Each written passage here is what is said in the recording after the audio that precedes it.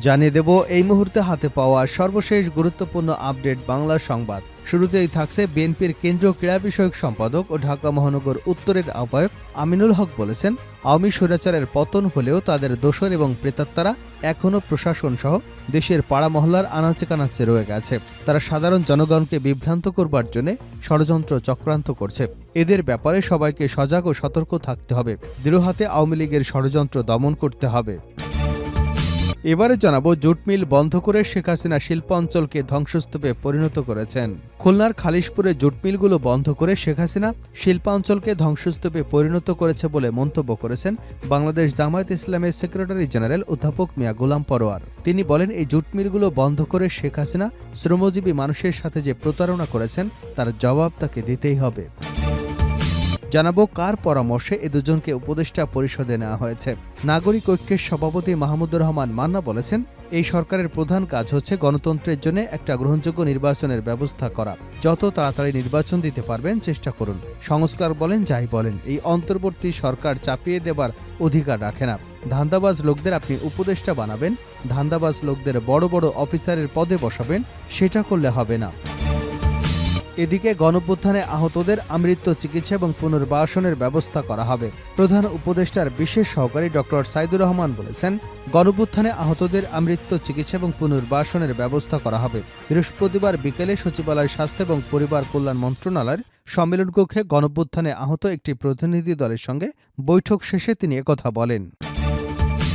এবারে থাকছে ভারতীয় ভিসা নিয়ে যা জানালো পররাষ্ট্র মন্ত্রণালয়। পররাষ্ট্র মন্ত্রণালয়ের মুখপাত্র তৌফিক হাসান বলেছেন, ভারতের ভিসা না পাওয়ায় তৃতীয় দেশে ভিসা প্রার্থীরা দিল্লির পরিবর্তে ভিয়েতনাম এবং পাকিস্তান থেকে ভিসা গ্রহণ করতে পারবেন। বৃহস্পতিবার পররাষ্ট্র মন্ত্রণালয়ের নিয়মিত ব্রিফিংয়ে তিনি এসব কথা বলেন। সাবেক প্রধানমন্ত্রী শেখ হাসিনা ভারতে বসে বিভিন্ন বক্তব্য বিবৃতি দিচ্ছেন। সাংবাদিকদের এমন প্রশ্নের জবাবে মুখপাত্র তৌহিদ হাসান বলেন, তিনি ভারতীয় গণমাধ্যমে যেভাবে বক্তব্য বিবৃতি দিচ্ছেন তা পছন্দ করছে না অন্তর্বর্তী সরকার। বাংলাদেশে অসন্তোষ জানানো হয়েছে ভারত সরকারকে।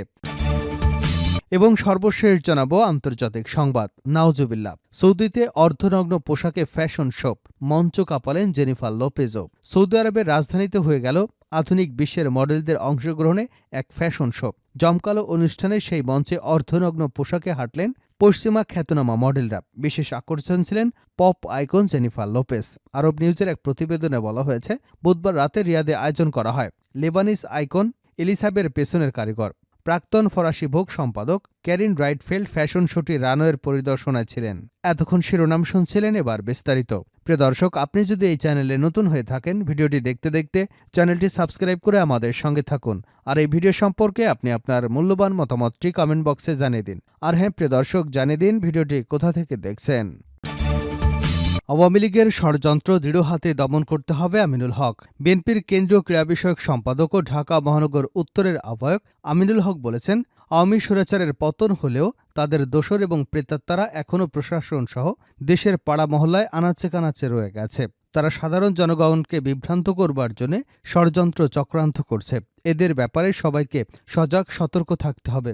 দৃঢ় হাতে আওয়ামী লীগের ষড়যন্ত্র দমন করতে হবে। বৃহস্পতিবার দুপুরে বিশ্ব ডায়াবেটিস দিবস উপলক্ষে রাজধানীর পল্লবী রূপনগরে 7টি ওয়ার্ডে ফ্রি হেলথ স্ক্রিনিং কর্মসূচির উদ্বোধনকালে প্রধান অতিথির বক্তব্যে তিনি এসব কথা বলেন। আমিনুল হক বলেন, যে দলের প্রধান নেতা শেখ হাসিনা তার কর্মীদেরকে রেখে পালিয়ে যায়, সে দলকে ভয় পাওয়ার কোনো কারণ নেই। ওরা নিজেরাই ভীত, কারণ ওরা অন্যায়কারী, অত্যাচারী, স্বৈরাচার। তিনি বলেন, গত 1.5 দশকে আওয়ামী লীগ যা করেছে বিএনপি ঠিক তার বিপরীত করবে। আওয়ামী লীগ এদেশের জনগণের উপর জুলুম, অত্যাচার, নির্যাতন, নিপীড়ন চালিয়েছে, কিন্তু আমরা দেশের জনগণের পাশে থেকে জনগণের জন্য শতভাগ কাজ করে একটা সুন্দর সমাজ গড়তে চাই। বিএনপির এই নেতা বলেন, তারা ক্ষমতায় গেলে ডায়াবেটিস প্রতিরোধে প্রত্যেক এলাকায় খেলার মাঠসহ হাঁটা চলার জন্য ওয়ার্কিং পথ তৈরি করবে এবং পার্কের ভেতরে পার্কিং ব্যবস্থাও করা হবে। একটা সুন্দর সমাজ গড়ার লক্ষ্যে যা যা করণীয় সবই করবে বিএনপি। জুট মিল বন্ধ করে শেখ হাসিনা শিল্প অঞ্চলকে ধ্বংসস্তূপে পরিণত করেছেন। খুলনার খালিশপুরের জুট মিলগুলো বন্ধ করে শেখ হাসিনা শিল্পাঞ্চলগুলোকে ধ্বংসস্তূপে পরিণত করেছে বলে মন্তব্য করেছেন বাংলাদেশ জামায়াতে ইসলামের সেক্রেটারি জেনারেল অধ্যাপক মিয়া গোলাম পরোয়ার। তিনি বলেন, এই জুট মিলগুলো বন্ধ করে শেখ হাসিনা শ্রমজীবী মানুষের সাথে যে প্রতারণা করেছে তার জবাব তাকে দিতে হবে। বৃহস্পতিবার বিকেলে নগরীর খালিশপুরস্থ বিআইডিসি রোডস্থ শ্রমিক কল্যাণ কর্পোরেশনের কার্যালয়ের সামনে অনুষ্ঠিত শ্রমিক সমাবেশে প্রধান অতিথির বক্তব্যে এসব কথা বলেন তিনি। গোলাম পরোয়ার বলেন, খালিশপুরে শ্রমিক জনতাই শেখ হাসিনার বিচার করবেন। শ্রমিকের মুখের খাবার কেড়ে নিয়ে তিনি প্রমাণ করেছেন তিনি শ্রমিক বান্ধব নন। শিল্প কারখানা চালুর নামে আওয়ামী লীগ কোটি কোটি টাকা লুটপাট করে শিল্পাঞ্চলকে ধ্বংসস্তূপে পরিণত করেছে। তিনি বলেন, শেখ হাসিনার হাতে গণতন্ত্র, বাকস্বাধীনতা, গণমাধ্যম কিছুই নিরাপদ নয়। বিগত ১৫ বছর জামাত শিবিরের নেতাকর্মীদের উপর জুলুম নির্যাতন চালিয়েছে আওয়ামী লীগ। তিনি আরও বলেন, খালিশপুরে শ্রমিক কল্যাণ ফেডারেশনের অফিস জ্বালিয়ে দিয়ে প্রমাণ করেছিল আওয়ামী লীগের কাছে দেশের মানুষ নিরাপদ নয়। জামাত শিবির নিষিদ্ধ করে শেখ হাসিনা নিজেই নিষিদ্ধ হয়েছেন, দেশ থেকে বাধ্য হয়েছেন। সুতরাং আল্লাহর ইচ্ছার উপর কারো ইচ্ছা পূরণ হয় না, সেটি এর বড় প্রমাণ। তিনি অন্তর্বর্তী সরকারের কাছে মিলগুলো চালু করে আবারও খালিশপুরের শিল্পাঞ্চলের প্রাণচাঞ্চল্য ফিরিয়ে আনার দাবি জানিয়েছেন। কার পরামর্শে এ দুজন উপদেষ্টাকে নিয়োগ দেওয়া হয়েছে প্রশ্ন মান্নার।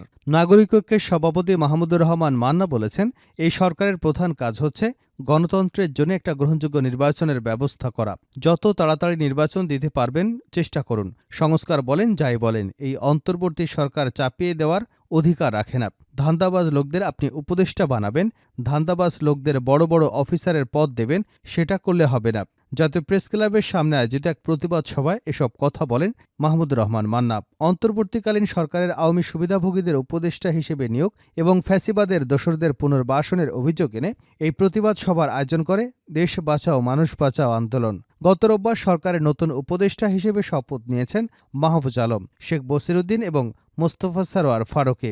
এদের মধ্যে বসিরউদ্দিন এবং মোস্তফা সরোয়ার ফারুকী প্রসঙ্গে বলতে গিয়ে মাহমুদুর রহমান মান্না বলেন, কি করে এ দুজনকে উপদেষ্টা নিলেন, কার বুদ্ধিতে নিলেন, এ দুজন মানুষ কি করে উপদেষ্টা পরিষদে এলো, তাদের নাম কে বলল, তাদের নাম কি করে এলো? একমাত্র প্রধান উপদেষ্টা যে ব্যাপারে চূড়ান্ত কথা বলতে পারেন। আমি জানতে চাই কার পরামর্শে এ দুজনকে উপদেষ্টা পরিষদে নেওয়া হয়েছে, কোন বিবেচনায়? তিনি আরও বলেন, আমরা দিন দিন বেশ বড় রকমের সংকটের মধ্যে পড়ে যাচ্ছি। কত রকম আশা আকাঙ্ক্ষা নিয়ে মানুষ ডক্টর ইউনূসের নাম প্রস্তাব করে, বিদেশ থেকে ডেকে এনে সংবর্ধনা দিয়ে দায়িত্ব দিল। উনি আহতদের চিকিৎসার ব্যবস্থা করতে পারলেন না। ক্ষমতা নেওয়ার পরে এই ১০০ দিনের মধ্যে আমাদের মধ্যে মানুষের মধ্যে তেমন আশার সঞ্চার তিনি করতে পারেননি। মান্না বলেন, ডক্টর ইউনূস আছেন বলে আমাদের অর্থনীতির একটু গতি ফিরেছে। আগের সরকারকে কেউ বিশ্বাস করত না, কেউ বিদেশ থেকে টাকা দিত না, দিলেও সেটা ব্যাংকে দিত না, চুরি করে দিত। ফলে রিজার্ভে প্রভাব পড়ত না। আমাদের ব্যাংকে আগের চাইতে ভালো আছে, তবে জিনিসপত্রের দাম কমেনি, জনগণের কষ্ট কমেনি, মানুষের দুর্দশা কমেনি। গণঅভ্যুত্থানে আহতদের আমৃত্যু চিকিৎসা এবং পুনর্বাসনের ব্যবস্থা করা হবে। প্রধান উপদেষ্টার বিশেষ সহকারী ড সাইদুর রহমান বলেছেন, গণঅভ্যুত্থানে আহতদের আমৃত্যু চিকিৎসা এবং পুনর্বাসনের ব্যবস্থা করা হবে। বৃহস্পতিবার বিকেলে সচিবালয় স্বাস্থ্য ও পরিবার কল্যাণ মন্ত্রণালয় সম্মেলন কক্ষে গণঅভ্যুত্থানে আহত একটি প্রতিনিধি দলের সঙ্গে বৈঠক শেষে তিনি একথা বলেন। ড সাইদুর রহমান বলেন, গণঅভ্যুত্থানে আহতদের চিকিৎসায় সারা দেশে সরকারি হাসপাতালে ডেডিকেটেড বেড থাকবে। প্রয়োজনে বিদেশে উন্নত চিকিৎসা করার ব্যবস্থা করা হবে। ড সাইদুর রহমান বলেন, আহতদের একটি ইউনিট আইডি কার্ড থাকবে। সেটা তৈরি হবার পর সব সুবিধা প্রাপ্তি নিশ্চিত হবে। চিকিৎসার ক্ষেত্রে সব সরকারি প্রতিষ্ঠান থেকে সারা জীবন বিনামূল্যে চিকিৎসা পাবেন। এসব বেসরকারি হাসপাতালের সঙ্গে সরকারের চুক্তি হবে, সেখানেও পুরো আংশিক খরচ তারা সরকার দেবে। তিনি আরও বলেন, এতদিন ব্যক্তিগতভাবে যত খরচ হয়েছে তার যথাযথ তথ্য দিলে ফেরত দেওয়া হবে। চোখ হারানোদের শিক্ষাগত যোগ্যতা এবং সামর্থ্যের সঙ্গে যথাযথ প্রশিক্ষণ করে ওনাকে এবং পরিবারকে সহায়তা করা হবে। পঙ্গুত্ব বরণকারীদের সাধ্যমতো চিকিৎসা দেওয়া হবে। প্রধান উপদেষ্টার বিশেষ সহকারী বলেন, মানসিক ট্রমা যাদের আছে তাদের টেলিমেডিসিন নেটওয়ার্কের আওতায় আনা হবে। এরপর ৮টি ডিভিশনাল হেডকোয়ার্টারে যাদের প্রয়োজন সাইকোথেরাপি দেওয়া হবে। ১৭ নভেম্বরের পর একটি সাপোর্ট সেন্টার গঠন করা হবে, সেখানে সব অভিযোগ দেওয়া হবে। তিনি বলেন, ঢাকায় বিশেষায়িত সেবা মিলবে। দেশের চিকিৎসা সেবা না থাকলে এবং বিজ্ঞানসম্মত সুপারিশ করা হলে বিদেশে চিকিৎসা নিশ্চিত করা হবে। ডিসেম্বরের মধ্যে সব প্রক্রিয়া সম্পন্ন করা হবে। কোনো অস্থিরতা বা আমলাতান্ত্রিক জটিলতা থাকবে না, কোনো গাফিলতি সহ্য করা হবে না। সব হাসপাতালে ফাস্ট ট্র্যাক সার্ভিস পাবেন। ৫ কর্মদিবসের মধ্যে এসব কিছুর লিখিত রূপরেখা দেওয়া হবে। তথ্য ও সম্প্রচার উপদেষ্টা নাহিদ ইসলাম বলেন, ডিসেম্বরের মধ্যে গণঅভ্যুত্থানে আহতদের চিকিৎসা এবং পুনর্বাসনে স্বল্পমেয়াদী ব্যবস্থা নেওয়া হবে। পরবর্তীতে ধাপে ধাপে দীর্ঘমেয়াদী পদক্ষেপ নেওয়া হবে। তিনি আরও বলেন, রাষ্ট্রের অনেক সংকট মোকাবেলা করতে হচ্ছে, তবে অভ্যুত্থানে শহীদ এবং আহতরা সরকারের সর্বোচ্চ অগ্রাধিকার। বুধবার ভুল বোঝাবুঝি হয়েছে, রাতে গিয়ে সেটি নিরসন করা হয়েছে। তাদের সঙ্গে এর আগেও বসা হয়েছে, ফরমালি ইনফরমালি নানা সময় তাদের সঙ্গে যোগাযোগ হচ্ছে। তথ্য উপদেষ্টা বলেন, শহীদ এবং আহত সবাই রাষ্ট্র এবং জাতির সঙ্গে সম্পর্কিত। রাজনৈতিক দলগুলোর শহীদ এবং আহতদের নিয়ে কাজ করা কর্তব্য।